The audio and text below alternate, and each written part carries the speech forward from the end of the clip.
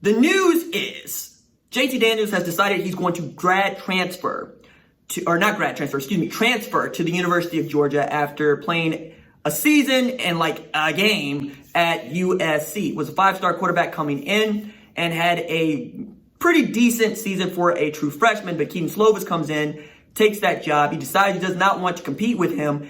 And we all thought that he might end up at Mississippi State or Tennessee or Texas Tech or Baylor. And he surprises us all by ending up at Georgia. So I'm looking at the 2021 draft boards as they continue to come out. Not so much because I'm interested in what the NFL is going to do, but to take a look at what we can really all recognize as some of the class talents in college football. And we see Trevor Lawrence and we see Justin Fields and we see Jamar Chase. But once you get past those two quarterbacks, you got to go a ways. And it's not like he's going to actually be in everybody's mind as the guy that should be a first round draft pick. But if JT Daniels were able to beat out Sorbrand, Cam Newton, Jamie Newman for the starting job at Georgia, all contingent on him getting immediately eligible in this 2020 season, all of a sudden we also have to watch him. We have to watch him in a way that we haven't had to watch a Georgia quarterback in some time, because the last guy that we expected to do that was Justin Fields.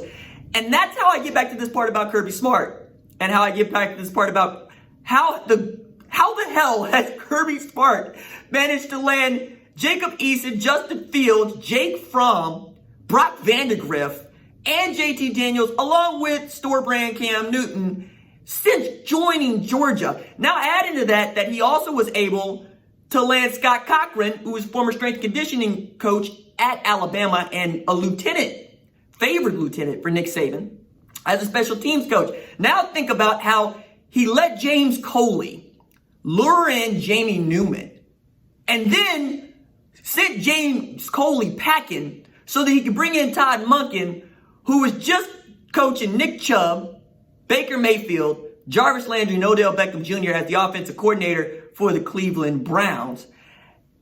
And what do we get? But not just a conversation around which one of these guys could ascend into the first round of the NFL draft, because we know that the NFL will sell out for quarterbacks. But also, do we really start to talk about Georgia as a national title contender? Because we know what the defense has been like over there and what it's likely to be like this year.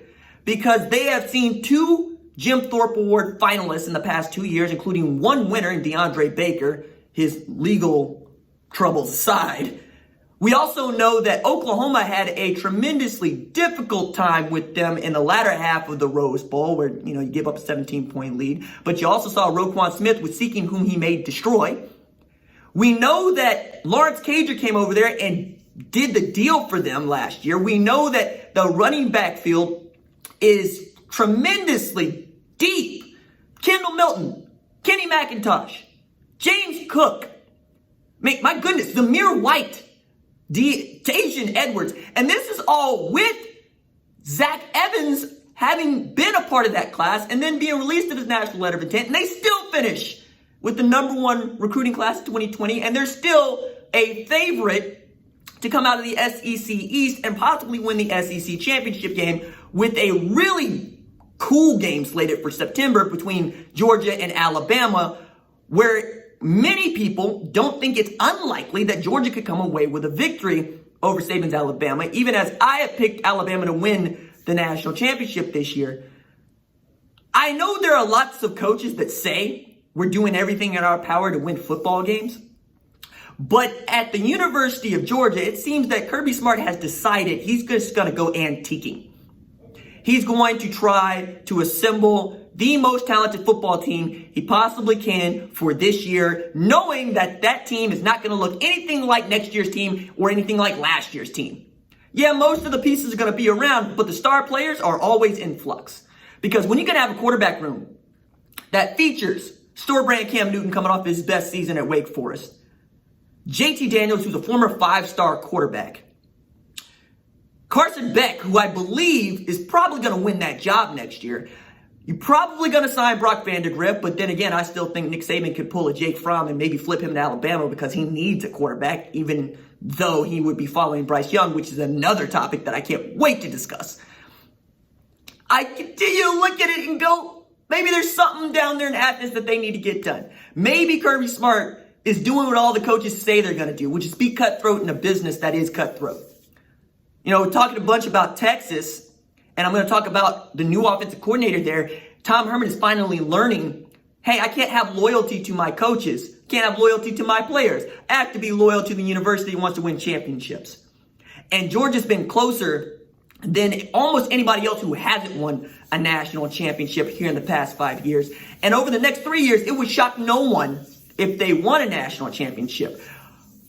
But if they win a national championship before Oklahoma does, there will be hell to pay. And that's where this gets real spicy for me. Because Kirby Smart is all of a sudden recruiting a quarterback like Lincoln Riley recruits a quarterback. And you know what he has that Lincoln Riley doesn't? A top 10 defense. Ooh, it's about to get spicy.